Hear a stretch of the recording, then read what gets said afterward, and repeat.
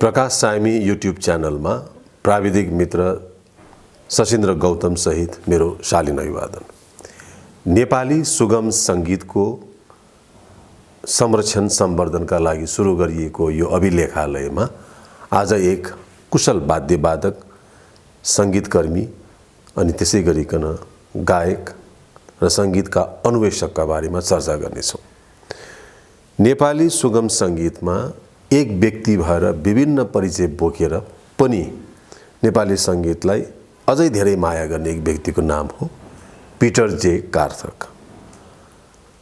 भारतको शिलाङमा जन्मिएर दार्जिलिङमा हुर्केका पिटर जे कार्थक नेपाली आधुनिक संगीतमा एक वाद्यवादकका रूपमा प्रवेश गर्छन्।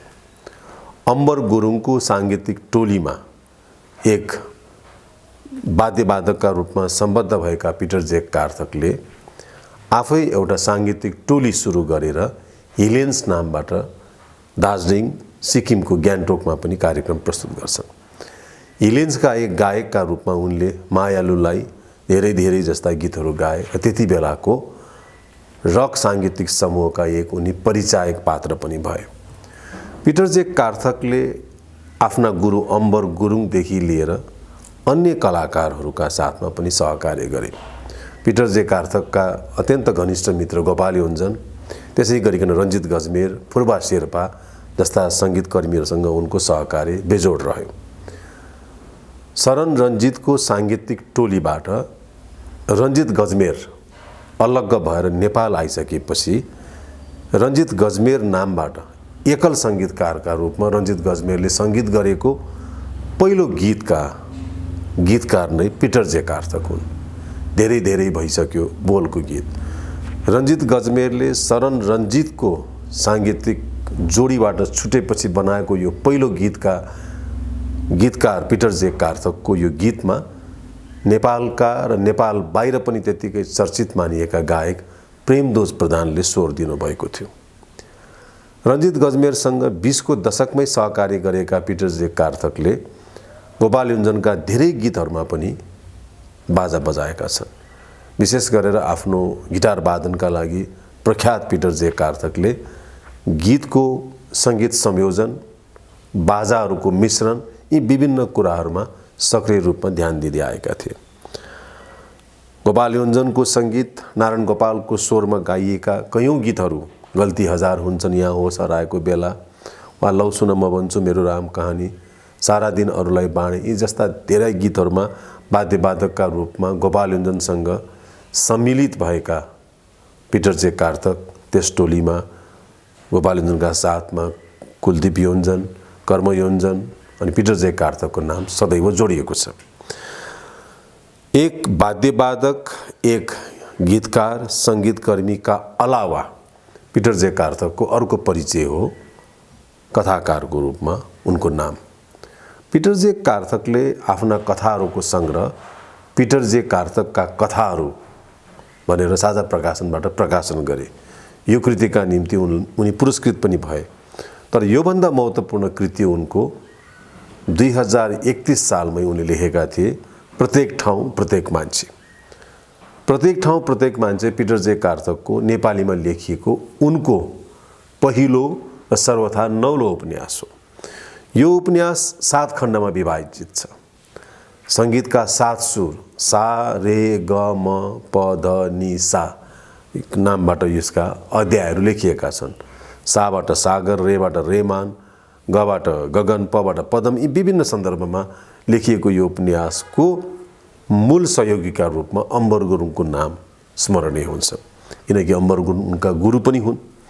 अम्बर गुरुङको सहयोगमा नै पिटर जे कार्थकको यो पुस्तकमा शङ्कर लामिछानेले आफ्नो जीवनकालको महत्त्वपूर्ण भूमिका लेखेका छन्। यो शङ्कर लामिछानेले 2032 साल माघ 10 गते निधन हुनुभन्दा 1 वर्ष अघि लेखेको एउटा महत्त्वपूर्ण भूमिका हो। यो भूमिकामा उनले पिटर जे कार्थकको लेखनको व्यापक तारिफ गरेका छन्। शङ्कर लामिछाने जस्तो त्यो बेलाको प्रभावशाली लेखकले एउटा नयाँ पुस्ताको आउँदै गरेको लेखकको कृतिमा लेखिदिएको यो भूमिका नेपाली साहित्यको चर्चाको विषय भयो। तर पिटर जे कार्थक यही एउटा उपन्यास पश्चात लेखनबाट हराए र लेखनबाट उनी हराउनुका धेरै कारणमध्ये उनको व्यावसायिक जिन्दगी, वैवाहिक जीवनपछिका विभिन्न सन्दर्भहरू अनि पेशागत रूपमा ठाउँ बदल्नुपर्ने, कहिले काठमाडौँ, कहिले ब्याङ्कक, कहिले पोखरा, यी धेरै सन्दर्भले गर्दा पनि पिटर जे कार्थक लेखनबाट अलिकति निष्क्रिय भए। तर गीत सङ्गीतका बारेमा सोधखोजपूर्ण लेख उनी अङ्ग्रेजीमा लेखिरहे। यहाँ एउटा स्मरणीय कुरा के छ भने पिटर जे कार्थक नेपाली भाषामा पनि र अङ्ग्रेजी भाषामा पनि दुवैमा लेख्न सक्ने पोख्त लेखक थिए।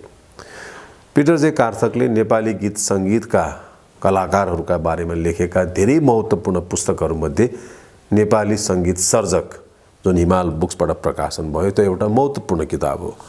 रामशरण दर्नालको नेपाली सङ्गीतका साधक पछिको एउटा महत्त्वपूर्ण किताब पिटर जे कार्थकको नेपाली सङ्गीत सर्जक मान्न सकिन्छ।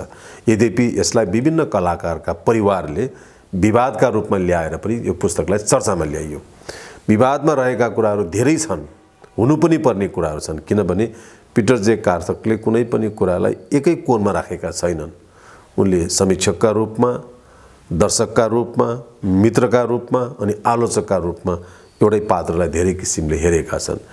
यद्यपि त्यहाँ गम्भीर रूपले हेर्ने हो भने उनले आफ्नै गुरु अम्बर गुरुङको पनि ठाउँ ठाउँमा आलोचना गरेका छन्।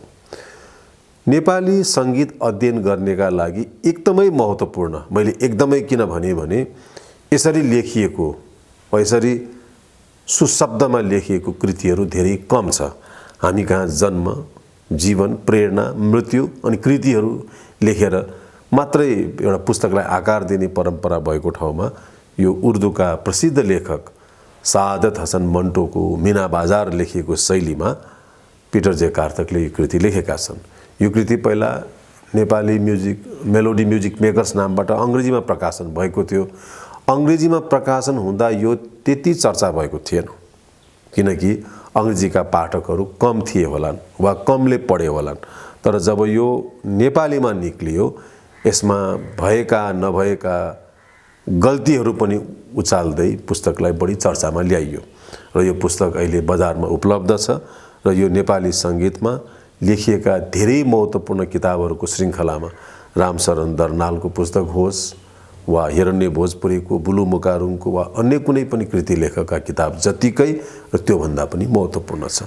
यस अर्थमा कि पिटर जे कार्थकले आफू वाद्यवादकका रूपमा सङ्गीतमा काम गर्न छोडे पनि उनले नेपाली सङ्गीतका बारेमा लेख प्रलेखहरू, क्यासेटको एल्बमको विमोचनहरूको रिभ्यू गरि नै रहेका थिए र नेपाली सङ्गीत सर्जकमा उनले ओझेलमा परेका धेरै सङ्गीत साधकहरूको चर्चा गरेका छन्, जसमध्ये गायिका सङ्गीता सुब्बाको नाम आउँछ। त्यसै गरी तुलसी गजमेर, इन्द्र थपलिया वा शेखर दीक्षित, विभिन्न पात्रहरूको चर्चा छ।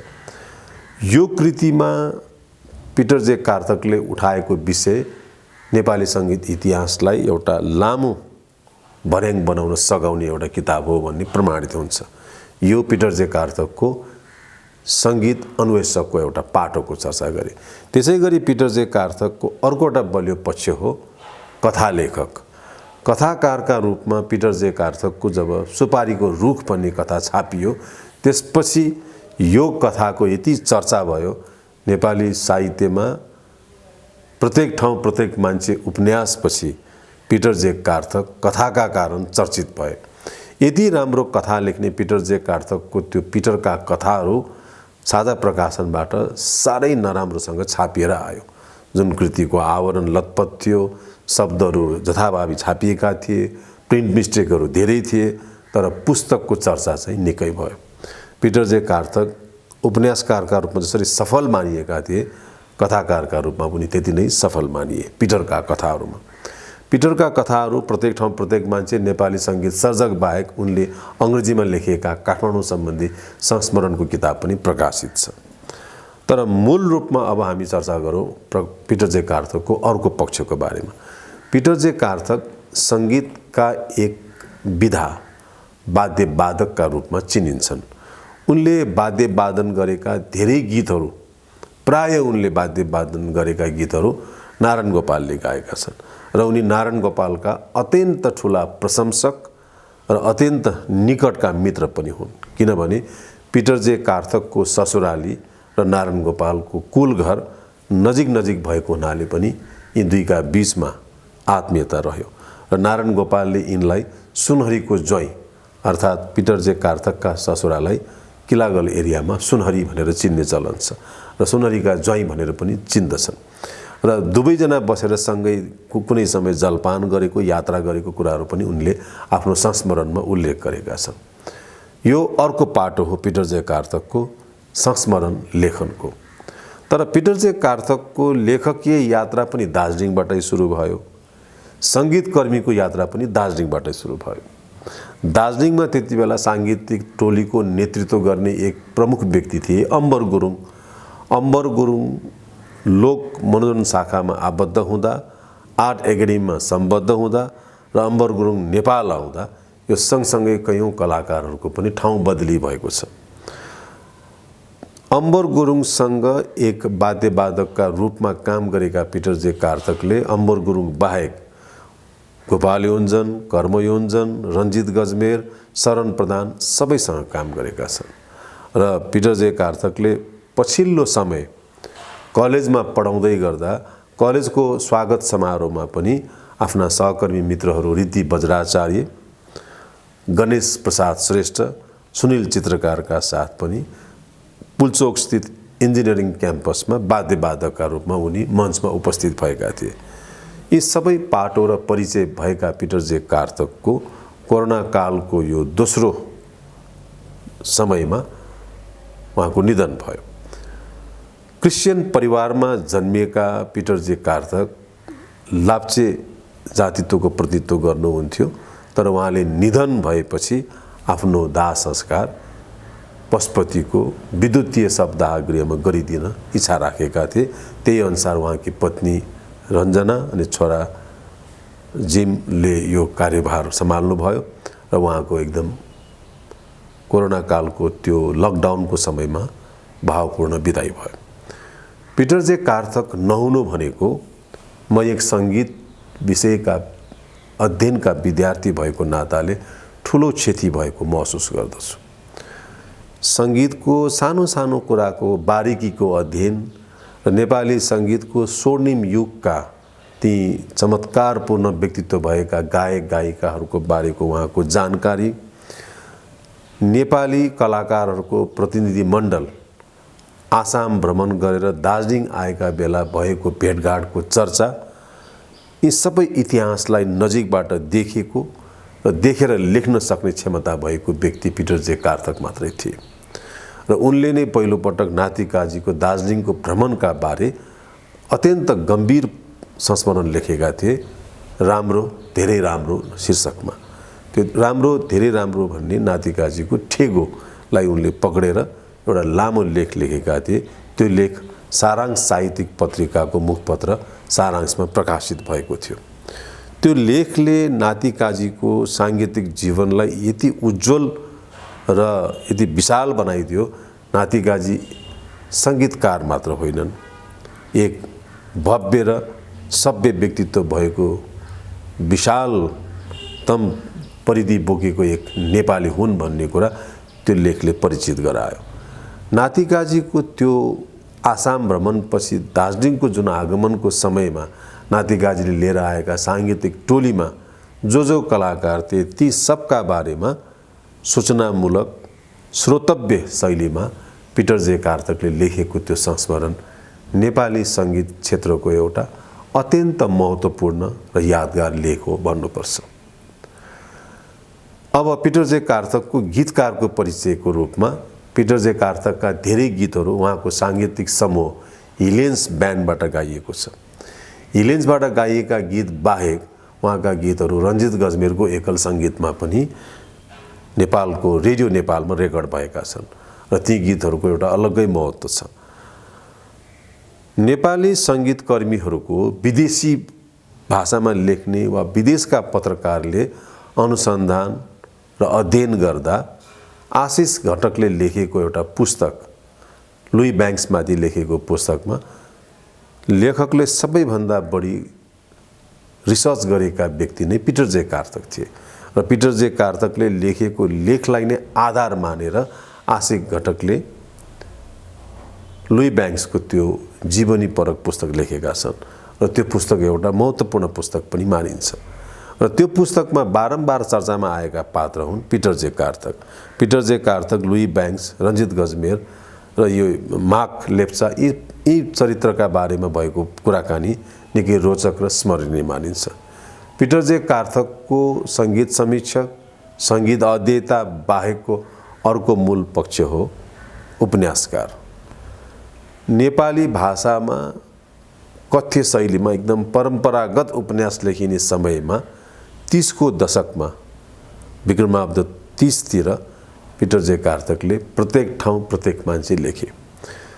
त्यो उपन्यास दार्जिलिङको परिवेशमा लेखिएको थियो र उपन्यासको समर्पण उनले नेपाली साहित्य, सङ्गीत र गायन क्षेत्रका 3 हस्तीलाई गरेका थिए, इन्द्रबहादुर राई, अम्बर गुरुङ र गोपाल योन्जनलाई।